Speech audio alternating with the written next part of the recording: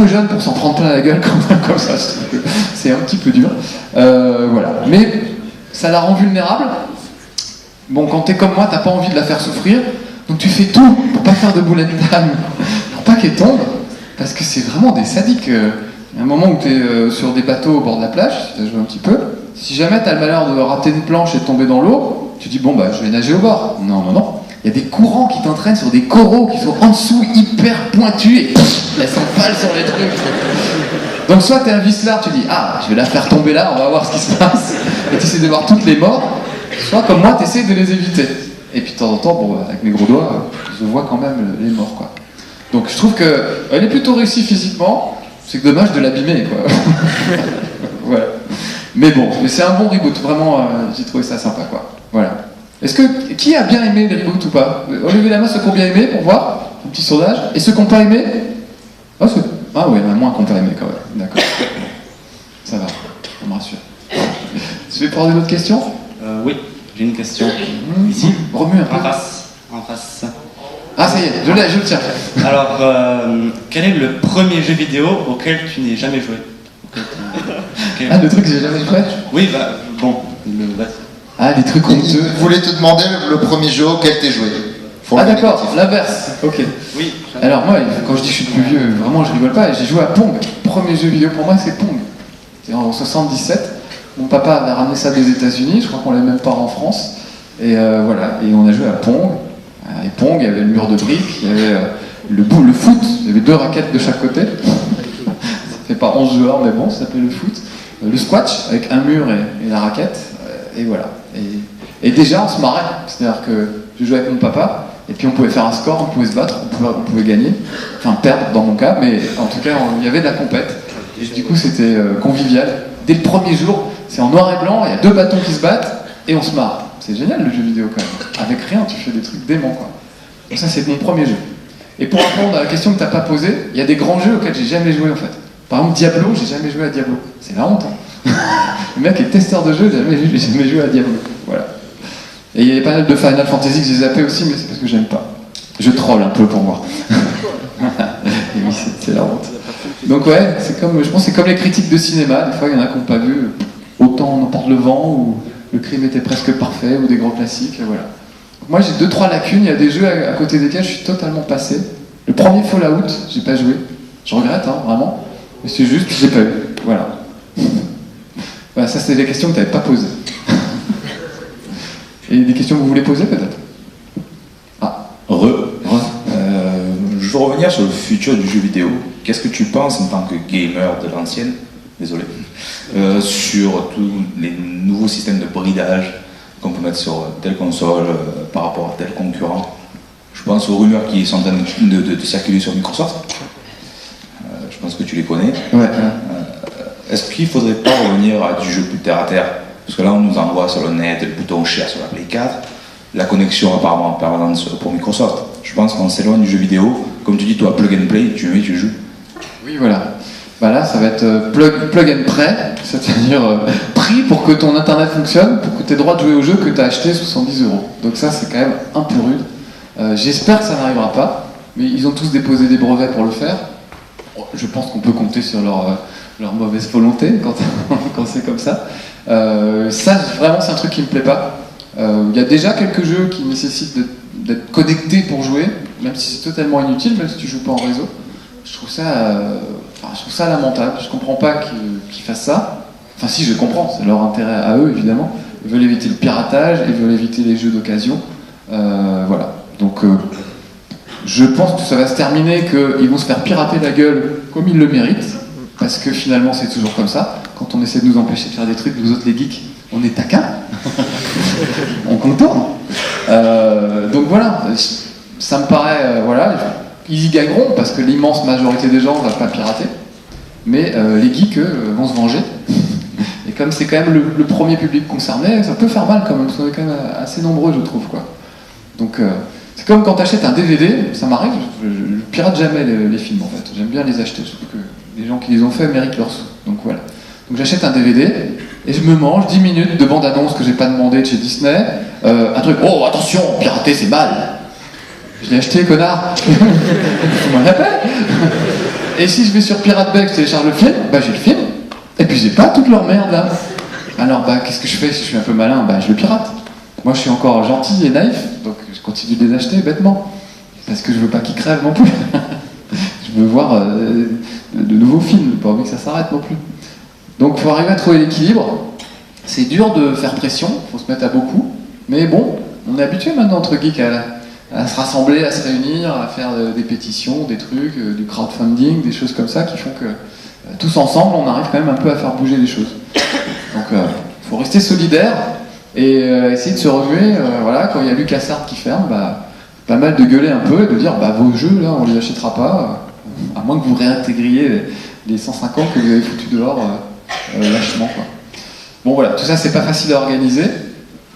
C'est toujours difficile hein, d'organiser des trucs, puis il faut quand même déjà des gars qui se bougent pour être à l'origine du truc, et puis on n'a pas toujours le temps. donc voilà, j'espère que tout ça va pas s'enraciner et que ça va pas devenir la norme. Il faut vraiment que ça reste un truc, une mauvaise idée, et qu'il reste une mauvaise idée et qu'on n'en parle plus, quoi. Je croise les doigts, mais j'y crois pas. C'est vrai. Très pessimiste. Je vais prendre une question plus joyeuse, peut-être. Là-bas, t'as un micro? Est-ce que vous pensez que les jeux vidéo sont dangereux ou rendent dangereux? Juste qu'on casse le mythe, quoi. Ah bah oui, bien sûr. Moi-même, j'ai assassiné toute ma famille. Je pense que tous ici, on a au moins tué un proche, voire deux. Des vieux, souvent, qui ne comprenaient pas.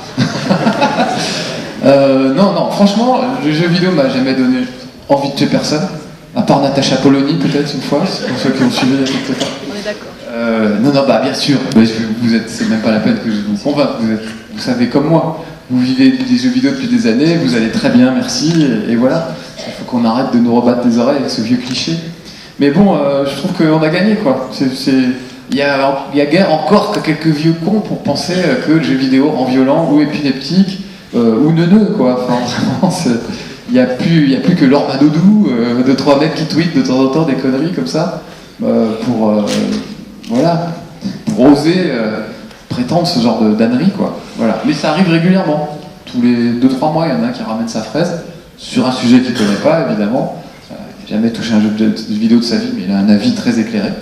Voilà. Ils sont de moins en moins nombreux, et surtout ils sont vieux, donc ils vont crever.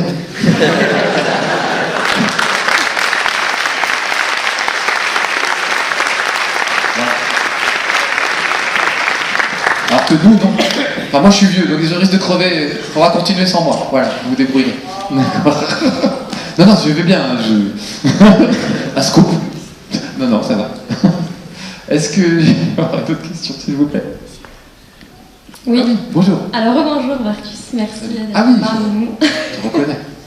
T'es timide et tu parles dans un micro. Bah bravo. Là, je fais de Moi je vais l'applaudir, bravo, parce que elle est venue le voir, elle dit oh, c'est toute timide, tu peux oser te parler, et là, devant tout le monde, bah bravo. Voilà, moi je voulais savoir en fait concernant l'évolution du jeu Zelda, qu'est-ce que vous en pensiez en fait, qu'est-ce que vous attendez pour le prochain qui vont sortir sur Wii U, le nouveau Wind Waker, et quel est votre jeu préféré de Zelda? De Zelda, moi c'est plutôt les premiers en fait, les tout premiers, mais bon, après, je trouve l'univers de Zelda un peu gnangnan en fait, pour tout te dire. Donc bon, c'est toujours bien foutu, c'est immense, on se balade, on fait plein de trucs, on rencontre plein de gens. C'est quand même toujours un peu cucul la praline. Link, c'est un peu oui quand même, avec son petit bonnet. Bon, il est vert au lieu d'être rouge, mais ça me fait pas rêver, si tu veux. Ça me faisait rêver quand j'étais petit. En grandissant, je trouve que ça s'essouffle un petit peu, quoi. Après, le dernier Zelda sur Wii, je me suis bien marré. Je trouve ça rigolo de me battre à l'épée comme un petit kéké, comme un gamin. Je trouvais ça rigolo. On va voir ce qu'ils en feront sur Wii U. Nintendo, ils ont toujours leur grosse licence. T'auras un Mario Kart, t'auras un Mario, t'auras ton Zelda, t'auras ton Metroid, etc. Voilà, on a toujours les mêmes recettes. Donc, prochain Zelda, je l'attends pas beaucoup plus qu'un autre jeu. J'attends vraiment le prochain Mario Kart, ça oui, j'ai d'avoir super envie. Mais Zelda, ouais, j'y jouerai sûrement, mais j'essaierai pas de le finir, par exemple. J'ai plus le temps de finir les Zelda à mon âge, avec le peu de temps qu'il me reste. Tu vais vous faire pleurer cette année. C'est rigolo. Donc voilà, j'attends sans plus que ça. Voilà, c'est toujours intéressant, c'est toujours bien fait. Et puis il y a toujours des longueurs, des trucs un peu chiants dans Zelda. Notamment les cartes. J'ai du mal à me repérer moi sur les cartes de Zelda. C'est moi qui suis dyslexique ou vous aussi, non? Non, vous allez bien, ok. Ça me rassure pas, en fait. Je vais prendre des autres questions peut-être. Ouais. Salut Marcus, donc j'avais une question par rapport à ton avis en tant que testeur et en tant que gamer sur les plateformes de financement communautaire comme Kickstarter. Est-ce que tu trouves que justement ça serait une bonne idée pour lutter contre le phénomène dont on parlait tout à l'heure, par exemple de Microsoft ou de Sony qui essaie de verrouiller un peu les licences des différents jeux? Bah oui, ça paraît bien. Le crowdfunding, c'est un truc assez génial quand même. Il n'y a pas de filtre entre le client et le mec qui produit le truc, quoi. C'est les clients qui ont envie de voir un truc, qui vont payer pour l'avoir.